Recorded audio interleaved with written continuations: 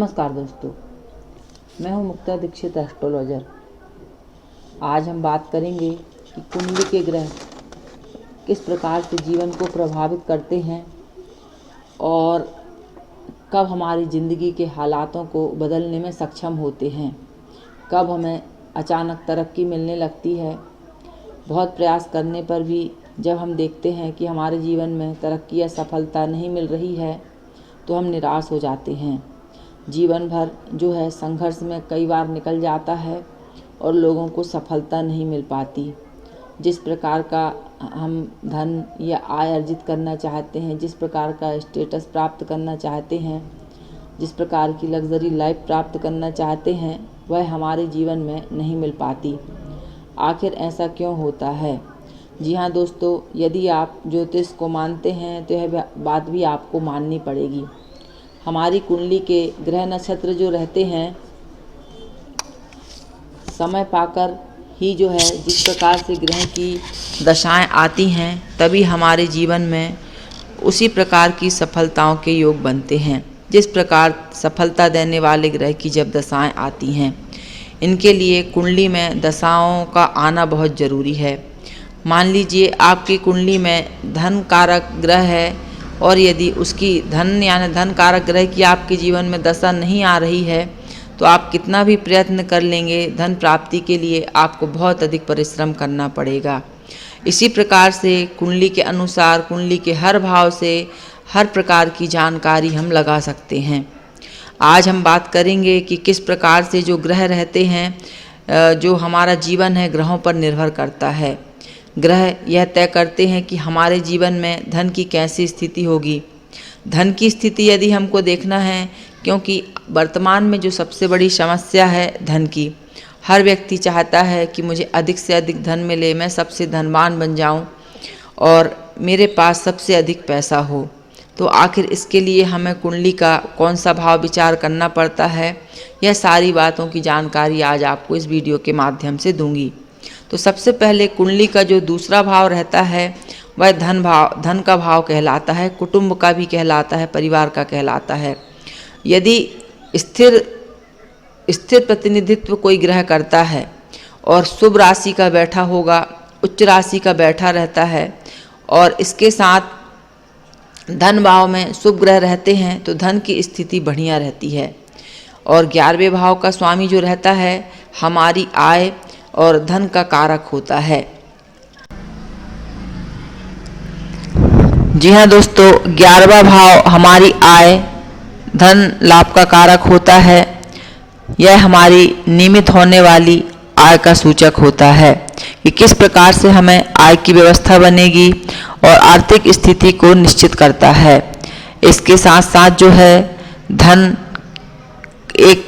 की महत्वपूर्ण भूमिका में एक ग्रह और है, वह है शुक्र।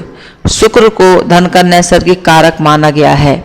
ऐसे में धन भाव, धनेश, लाभ स्थान, लाभेश और शुक्र यदि हमारी कुंडली में कैसे हैं, इसकी जानकारी हमें जरूर करनी चाहिए।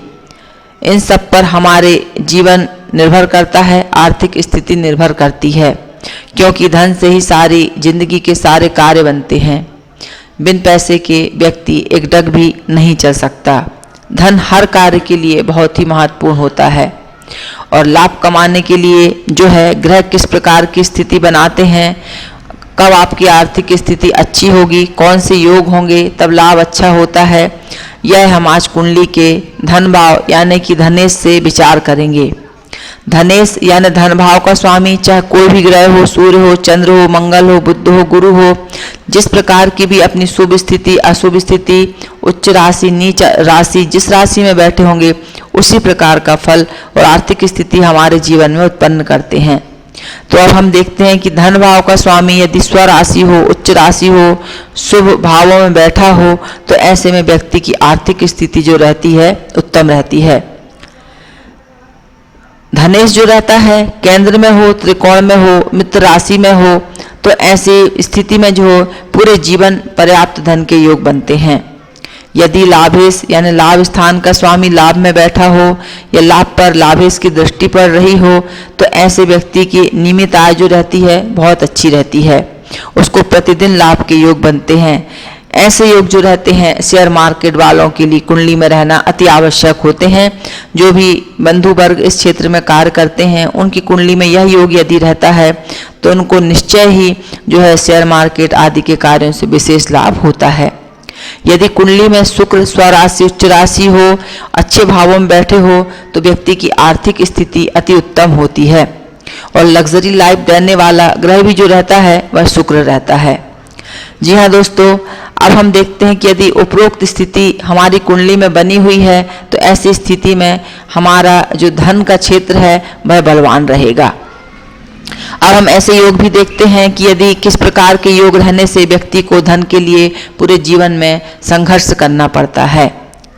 यदि धनेश पाप भाव में बैठा हो, आर्थिक स्थिति जो रहेगी आपकी संघर्ष में रहेगी। धनेश यदि नीच राशि में होगा तो आपको बहुत परिस्थिति और बहुत मेहनत के बाद जो है धन की प्राप्ति होगी। यदि धन भाव में कोई पाप ग्रह योग बना रहा होगा तो ऐसे में व्यक्ति बहुत परेशानी से धन लाभ प्राप्त करता है। यदि लाभेश जो है पाप ग्रहों के साथ होगा तो आर्थिक स्थिति थोड़ी बाधित हो जाती है। शुक्र यदि अपनी नीच राशि में होगा तो आर्थिक स्थिति में उतार चढ़ाव व्यक्ति के बने रहते हैं। शुक्र कुंडली के यदि 8वें भाव में भी होगा तो बहुत अधिक संघर्ष के बाद व्यक्ति अपने जीवन में ऊपर उठता है। जब शुक्र केतु साथ रहते हैं तो आर्थिक स्थिति में जो हमेशा अस्थिरता बनी रहती है।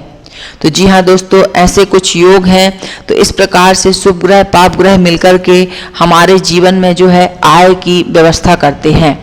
यदि हमारे कुंडली में हमें आय देखना है किस प्रकार की रहेगी तो इसके लिए इनकी महादशाओं पर भी विचार किया जाता है कि आखिर किस ग्रह की महादशा चल रही है कि हमें लाभ होगा या नहीं होगा।